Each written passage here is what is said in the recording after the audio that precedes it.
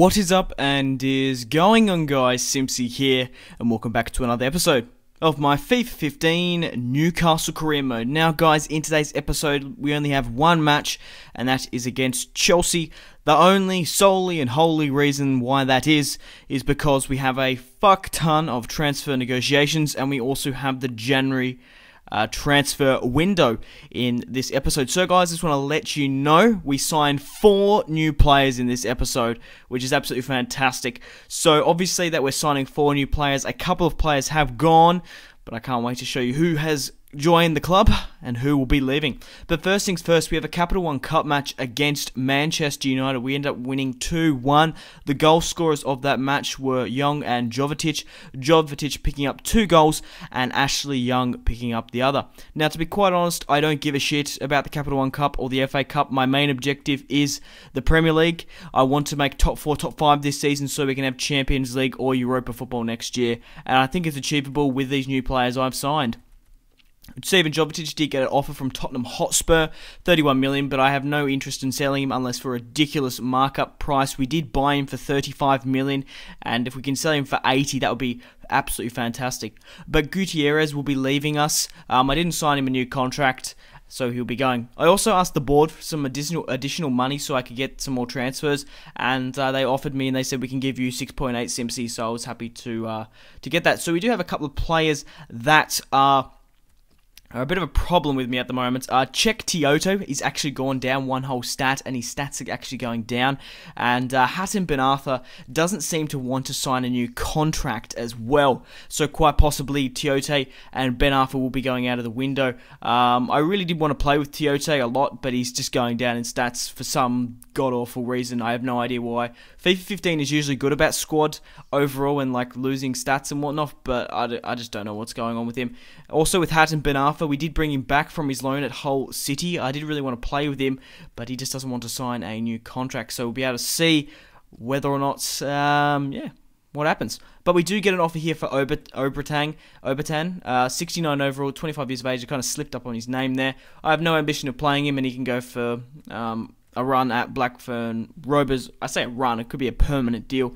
Tim Krul here, 79 overall, 26 years of age. We do get an offer here from Bayern Leverkusen. I was tempted to do like a 40 million counter, but then I just ended up rejecting. I am open to offers for him, but at this point in time, I don't know, I want to sell him for a bit.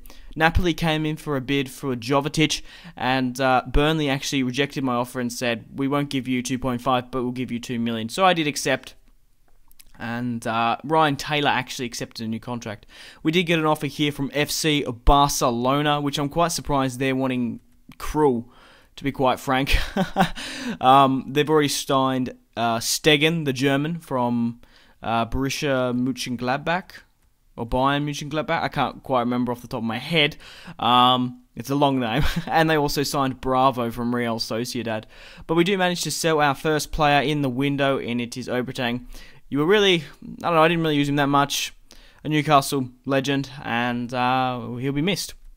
I'm sure the Newcastle fans will be. But we do get an offer here from Uden Desny, 25 million, and like I've said to every other club, you're going to have to pay 80 million. You're not going to smooth with another extra 5,000, the Italian club. But we did get an offer here from Jack Colbeck, 71 overall, 25 years of age. Now, the thing is about Jack Colbeck, he's probably too old. He's a ranger, and I don't really want to play with him. So we're going to be loaning him out, so he gets up in stats a little bit, and then we'll be selling him on, maybe not in this season or the next. We do have an offer here. We're trying to renegotiate a contract with Ben Arthur, but it was going to be too hard. So I do manage to sell Ben Arthur for 10 million, plus Ben Arthur for La Soga. And we did really need a new striker replacement because we did actually, we sold Cisse. So La Soga, 23 years of age, 62 overall. He looks like a beast, and we will be rotating him with Jovetic. Obviously, Lee is going to have I don't know, he's going to have a bit of a back seat, but he is a free agent. I will be playing Riviera. Oh, no, we didn't sell Cisse. I thought we did. Oh, I thought we sold him ages ago. Never mind. I don't know. It's been a while since I've played this point in the career mode. But this is the formation we're going with. I want to mix it up a bit now that Lasogga's here. Now, I wanted to start Lasogga, so we are playing a 4-2-2-2 formation against Chelsea. Him and Jovetic up front should be right. We're going to have Cabella sitting just behind him and De Jong. So hopefully it's not too much of a drastic change to the side. If not, we'll just go back with the 4-5-2 and the 4-5-1 formation.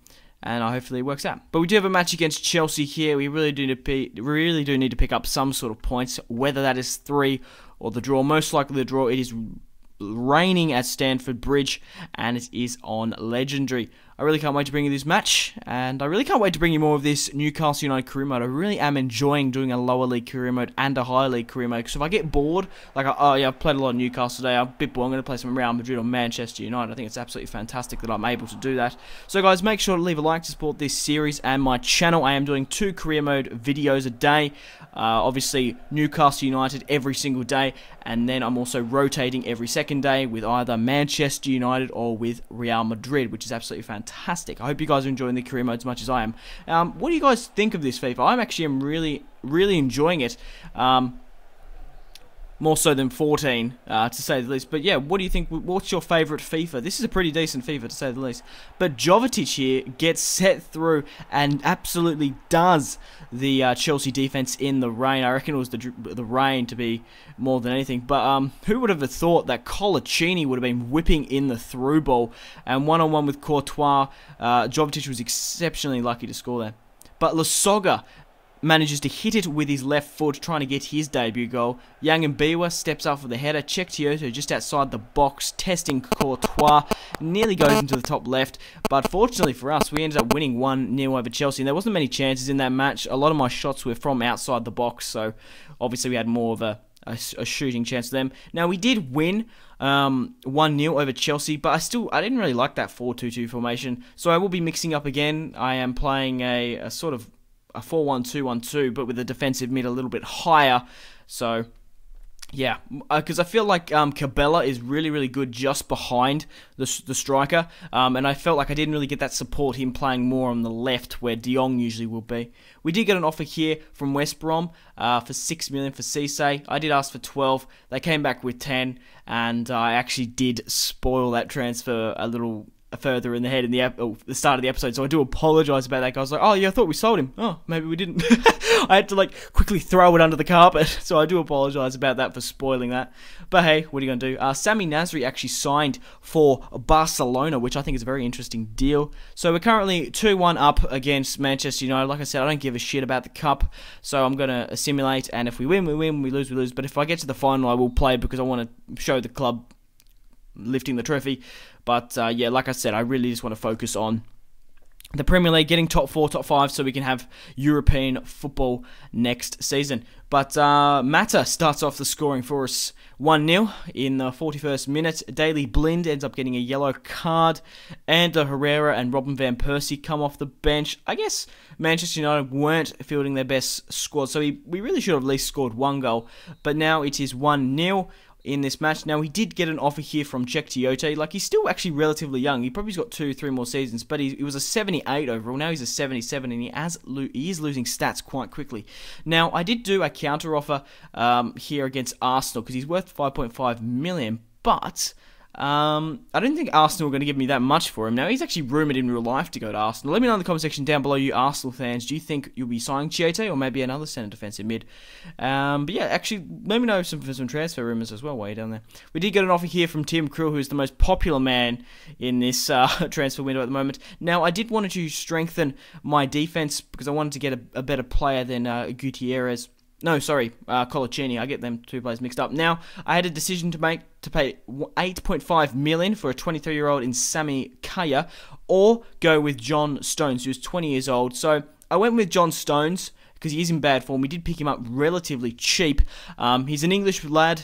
He plays for Everton, and he will be my main centre-back for the remaining of the seasons. He's 73 overall. He's 6'2". He can play as right back and left back. And he's English, and I know how my English subscribers always like to see English, but I think this is more of like a French team that's just sort of happening. I want to bring in a lot more French players than what we have, but I think Stones will be a good player for the future. He's quite solid. He's worth 2.4 million. We did buy him for 4, so I guess that's still relatively cheap for a 20-year-old, 73 rated. Benteke actually signed for Everton as well, which I'm really quite surprised about. He could have gone for... No, I'm not trying to disrespect the Everton fans, but a player like Benteke, I've seen in some career modes go to like Arsenal, Bayern Munich, and whatnot. So we were trying to get some other players here, just to kind of strengthen the squad a little bit. And we did actually do a player swap for Victor Wanyama. He's 23 years of age. He's in bad form. And I did offer a straight swap for Cheick Tiote and Wanyama, and we'll see if Southampton do accept that. We do have a little bit more money left over. Now, I was interested in signing Adel Taarabt to replace Ben Arfa because he has 5-star skill moves, 4-star weak foot, and Taarabt it would be a fantastic camp to us. So, we actually swap Cheick Tiote for Wanyama, which I think is an absolute bargain, to say the least. I'm going to reject Kaya here, simply because we just signed Stones. Now, mind you, Cheick Tiote was roughly worth about 6 million. And Wanyama is 23 years of age, so he can go up in stats crazily. He's 75 overall. Cheick Tiote was 77. I think that is an absolute bargain for a swap, because we would have had to pay easily more than probably 10 million, but he's worth 3.6, which is befuddling. But look at those stats: 90 strength, 84 stamina. He's going to be absolutely fantastic, and he's going to be a great replacement for Cheick Tiote, because Arsenal were only going to give me like 6 million or something, so I think it was a fair swap, to be honest. Benzema could be signing for Bayern Munich. Will we see that transfer going through?